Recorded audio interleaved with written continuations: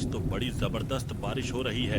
लगता है आज इंद्र देवता हम पर मेहरबान हैं। अरे राजू भाई, जरा 2 कप गर्मा गर्म चाय तो देना। आज तो इस मौसम में चाय पीने का मजा ही कुछ और आएगा। जी भैया, अभी 2 कप गर्मा गर्म चाय अभी तैयार करता हूँ।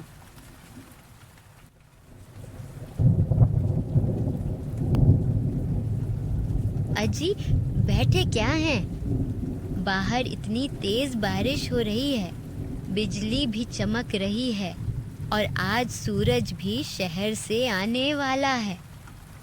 मौसम इतना भयंकर हो रहा है, मुझे तो अपने बच्चे की बहुत चिंता हो रही है। अरे सूरज की मम्मी, चिंता मत करो। सूरज कोई 5 साल का छोटा बच्चा तो है नहीं। जरा शांत रहो, आ जाएगा। तुम एक काम करो, उसे फोन करके पूछ लो कि कहाँ तक पहुँचा है। हेलो बेटा सूरज, कहाँ हो तुम? यहाँ गांव में तो तेज तूफान और बारिश हो रही है। मुझे तुम्हारी बहुत चिंता हो रही है। तुम कहाँ तक पहुँचे? माँ, अभी तो ट्रेन आने ही वाली है और यहाँ मौसम भी बिल्कुल साफ है। तुम चिंता मत करो, मैं रात तक घर पहुँच जाऊँगा। ठीक है? अच्छा अच्छा, ठीक है बेटा, जरा संभल कर आना। ठीक है, अपना ध्यान रखना। देखा, मैं कह रहा था ना, तुम बेवजह ही परेशान हो रही थी। सूरज बिल्कुल ठीक है, बस रास्ते में थोड़ा समय लग रहा है। अब चिंता करना छोड़ो और आराम से बैठो। क्या करूं, माँ हूं ना, इसलिए चिंता हो ही जाती है। अपना बच्चा चाहे कितना भी बड़ा हो जाए, माँ का दिल तो हमेशा उसकी चिंता करता रहता है। माँ ने बताया कि गांव में तेज बारिश और तूफान हो रहा है। मेरे पास तो छतरी भी नहीं है। काश मेरे पहुंचते ही ये तूफान रुक जाए। लगता है ट्रेन आ गई है। अरे बेटा, कहाँ के रहने वाले हो? जी काका, मैं रतनपुर गांव का रहने वाला हूँ। शहर में नौकरी करता हूँ और आज अपने गांव जा रहा हूँ। क्या रतनपुर? मेरा एक दोस्त भी वहीं का रहने वाला है, पेशे से किसान है। पता है कुछ दिनों पहले उसके साथ क्या हुआ? क्या हुआ काका? उसके साथ ऐसा क्या हो गया? बेटा, तुम्हारे गांव में पिछले कुछ महीनों से कुछ भी ठीक नहीं चल रहा है। कई लोग अचानक लापता हो गए हैं। मेरा दोस्त भी एक रात खेत का काम करके गांव की ओर लौट रहा था।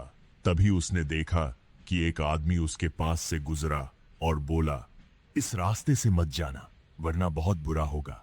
इतना कहते ही वह आदमी अचानक गायब हो गया। मेरे दोस्त ने उसकी बात मान ली और उस रास्ते से नहीं गया। लेकिन बेटा, मेरा मानना है कि जो लोग लापता हुए हैं उन्होंने शायद उस आदमी की बात नहीं मानी होगी। लेकिन काका, मैंने तो ऐसी कोई बात नहीं सुनी। मेरी माँ और पिताजी ने भी मुझे इसके बारे में कुछ नहीं बताया। अगर गांव में सच में ऐसा कुछ हो रहा है तो उन्होंने मुझसे ये बात क्यों छिपाई?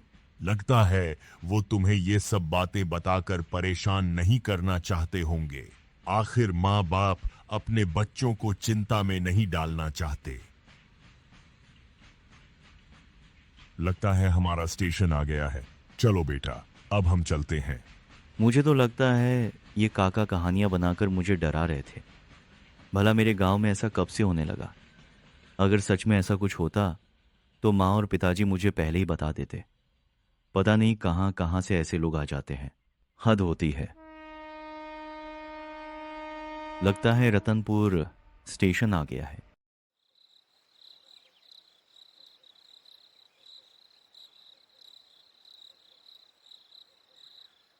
भैया, क्या आप मुझे बाजार की ओर ले चलेंगे?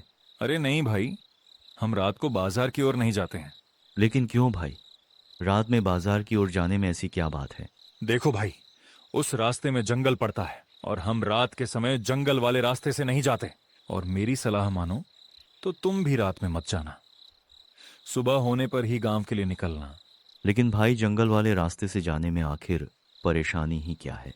मुझे नहीं पता, गांव के लोग बस रात में वहां जाने से मना करते हैं। अच्छा, बहुत रात हो रही है, अब मैं निकलता हूं, तुम भी संभल कर जाना। पता नहीं आजकल के लोगों को क्या हो गया है। जंगल में ऐसा क्या है कि रिक्शा वाला भी वहां जाने को तैयार नहीं हुआ। सिर्फ गांव वालों की अफवाहों की वजह से ये सब डरते हैं।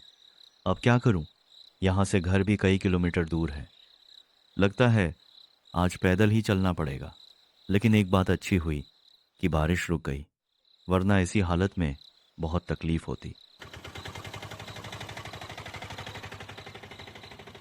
अरे, सामने से तो एक रिक्शा आ रहा है।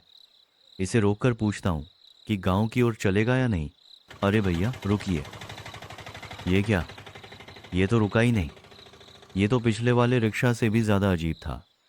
उसने कम से कम मुझसे बात तो की थी, लेकिन ये तो इतनी तेज रफ्तार से निकल गया जैसे कोई इसके पीछे पड़ा हो। लगता है आज पैदल ही घर की ओर जाना होगा। माँ भी परेशान हो रही होगी। जल्दी से घर पहुंच जाऊं ताकि उसे मेरी चिंता ना हो।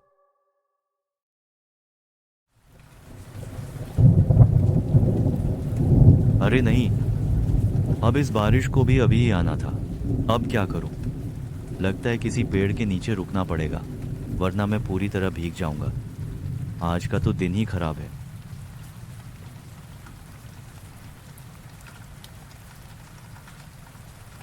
लगता है सामने से कोई आ रहा है। बेटा तुम कौन हो और इतनी रात को इस जंगल में यहाँ क्या कर रहे हो? काका, मैं गांव की ओर जा रहा हूँ। स्टेशन से मुझे कोई रिक्शा वाला नहीं मिला, इसीलिए पैदल ही जा रहा था। लेकिन अचानक बारिश शुरू हो गई, जिसके कारण मुझे इस पेड़ के नीचे रुकना पड़ा। अच्छा, तो ये बात है। लेकिन बेटा, रात में इस रास्ते से जाना ठीक नहीं है। आगे जंगल में कई जंगली जानवर घूमते हैं। एक काम करो, तुम मेरे साथ चलो। मेरा घर यहाँ पास में ही है। आज रात मेरे घर रुक जाना और सुबह गांव के लिए निकल जाना। क्यों, क्या कहते हो? क्या करूं? इनके साथ जाना सही होगा या नहीं? अब कर भी क्या सकता हूं? इतनी तेज बारिश में आगे घने जंगल से होकर जाना भी ठीक नहीं है। लगता है आज रात इनके साथ ही जाना पड़ेगा। ठीक है काका, मैं आपके साथ चलता हूं। चलो बेटा, जल्दी करो। यहाँ देर तक रुकना ठीक नहीं है।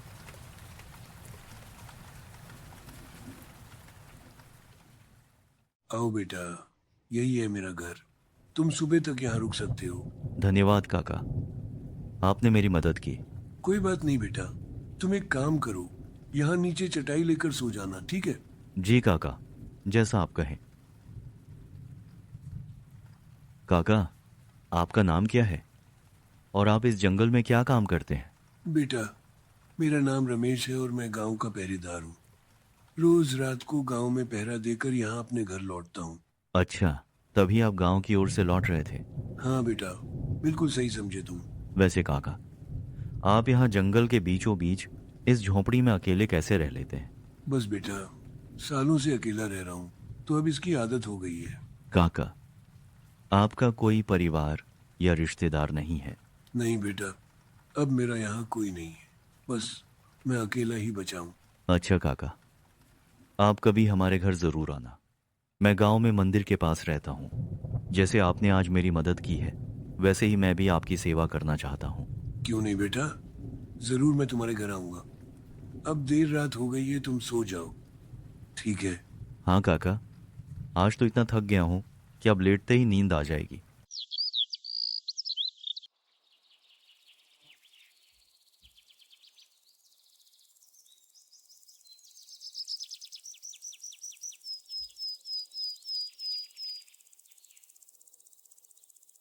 अरे काका कहाँ हैं? दिखाई नहीं दे रहे हैं। यहाँ तो कोई नहीं है। लगता है काका बाहर काम कर रहे होंगे। बाहर जाकर देखता हूँ। अरे ये क्या, काका यहाँ भी नहीं है। लगता है वो सुबह ही काम पर चले गए होंगे। मुझे भी अब गांव की ओर निकलना चाहिए। माँ मेरी चिंता कर रही होगी। मुझे जल्दी घर पहुंचना चाहिए।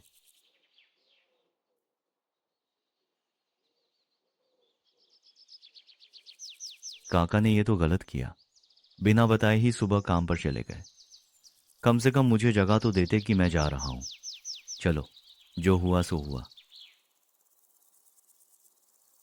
चलो, आखिरकार गांव तो पहुंचा। आने में बहुत परेशानी हुई।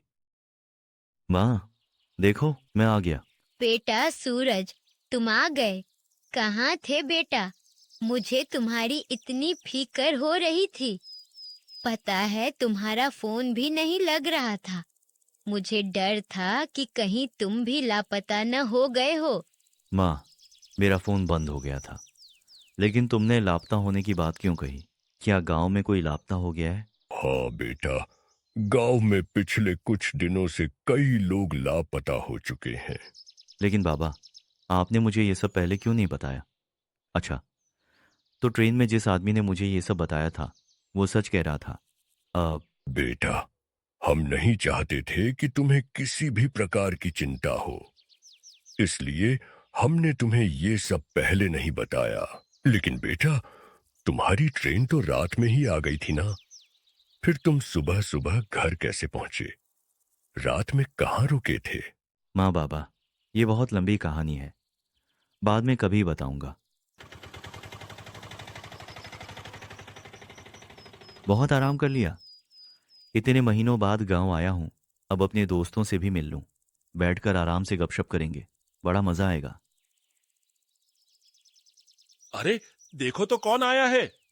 मेरा सबसे पुराना दोस्त सूरज। कैसे हो भाई? मैं अच्छा हूं श्याम, तुम बताओ आजकल क्या कर रहे हो? सूरज, तुम्हें तो पता ही है, हमारा तो वही फैमिली बिजनेस है। वैसे श्याम, ये मैं क्या सुन रहा हूं? आजकल गांव में लोग लापता हो रहे हैं। क्या सच में ऐसा हो रहा है? सूरज, तुमने बिल्कुल सही सुना है। करीब 8 से ज्यादा लोग लापता हो चुके हैं और गांव में लोगों का मानना है कि इसका कारण सिर्फ यही जंगल है। लेकिन भाई, सब लोग जंगल का ही नाम क्यों ले रहे हैं?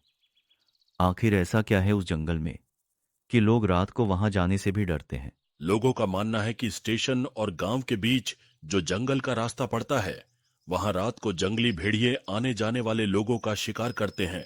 कुछ लोग तो ये भी मानते हैं कि वहां किसी का भूतिया साया है। अब ये तो पता नहीं कि असल में लोग किस वजह से गायब हो रहे हैं। अब समझ आया कि रात में वो रिक्शा वाला जंगल की ओर जाने से मना क्यों कर रहा था। लेकिन सूरज, तुम कल रात स्टेशन से गांव कैसे आए? अगर तुम्हें भी कोई रिक्शा वाला नहीं मिला था तो तुम गांव तक पहुंचे कैसे? मुझे भी कोई रिक्शा नहीं मिला, इसलिए मैं उसी रास्ते से पैदल आ रहा था जहां से लोग लापता हो रहे हैं। लेकिन बारिश आने की वजह से मुझे एक पेड़ के नीचे रुकना पड़ा। तभी मैंने सामने से एक काका को गांव की ओर से आते देखा। उन्होंने मुझे अपने घर चलने को कहा। उनका घर भी जंगल के बीच में ही है, इसलिए मैं रात को वहीं रुक गया। लेकिन सूरज, वो काका उसी रास्ते से रात में कैसे आ रहे थे? उन्हें डर नहीं लगा? जब गांव के लोग उस रास्ते से जाने तक से डरते हैं तो वो अकेले वहां क्या कर रहे थे? अरे श्याम, वो अपने गांव के पहरेदार हैं। रोज रात को गांव में पहरा देकर अपने जंगल वाले घर लौटते हैं। उन्होंने अपना नाम भी बताया था, रमेश। लेकिन सूरज, हमारे गांव में रमेश नाम का कोई पहरेदार है ही नहीं। मैंने तो आज तक उसके बारे में कभी नहीं सुना। श्याम, ऐसा कैसे हो सकता है? उन्होंने तो मुझे खुद बताया था कि वो रोज गांव में पहरा देते हैं और फिर जंगल वाले अपने घर लौटते हैं। उन्होंने अपना नाम भी रमेश ही बताया था। अरे हाँ भाई, मुझे याद आया। हमारे गांव में रमेश नाम का एक पहरेदार हुआ करता था, लेकिन उसे गुजरे हुए तो कई साल हो चुके हैं। तो फिर तुम रात को आखिर किसके घर में रुके थे? भाई, ऐसा कैसे हो सकता है? मैंने खुद उनसे बात की थी और रात में मुझे अपने घर भी ले गए थे। लेकिन एक मिनट, सुबह जब मैं उठा तो वो वहां थे ही नहीं। कहीं सूरज, मैं जो सोच रहा हूं, क्या तुम भी वही सोच रहे हो? कहीं वो रमेश काका की आत्मा तो नहीं थी? हाँ, लेकिन श्याम, एक बात मेरी समझ में नहीं आ रही। अगर वो सच में रमेश काका की आत्मा थी तो उन्होंने मुझे अपने घर क्यों बुलाया? उन्होंने मेरी मदद क्यों की? मुझे लगता है उन्होंने तुम्हारी जान बचाई है। अगर रमेश काका तुम्हें उस रास्ते पर जाने से नहीं रोकते तो तुम उसी रास्ते से आगे जाते और हो सकता है वहां तुम्हारी जान को खतरा होता। अरे नहीं, अगर सच में ऐसा है तो काका ने मुझसे कहा था कि वो मेरे घर जरूर आएंगे। अगर ऐसा है तो काका को मैंने अपने घर आने के लिए कहा था। कहीं उनकी आत्मा सच में मेरे घर आ गई तो।